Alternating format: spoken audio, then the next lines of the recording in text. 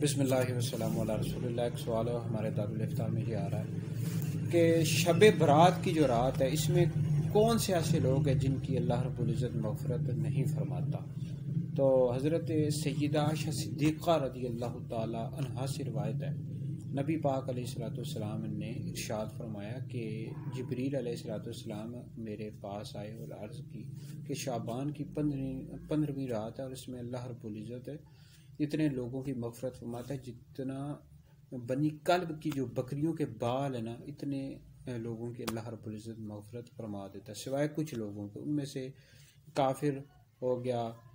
इस तरह दावत वाले, कपड़ा लटकाने वाले, रिश्ता काटने वाले, इस तरह वालिदैन के जो नाफरमान होते हैं, इस तरह शराब पीने वाले जो लोग होते हैं, शराब के आदी होते हैं, इनकी अल्लाह रब्बुल इज़्ज़त यानी इस तरह के जो लोग होते हैं उनकी अल्लाह रब्बुल इज़्ज़त मग़फ़िरत नहीं फरमाता।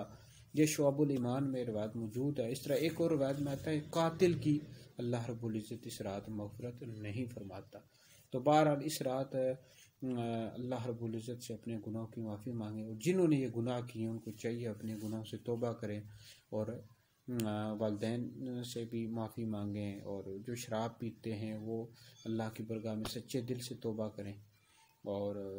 अपने गुनाहों की माफ़ी मांगें और कसरत के साथ इस्तिग़फ़ार करें।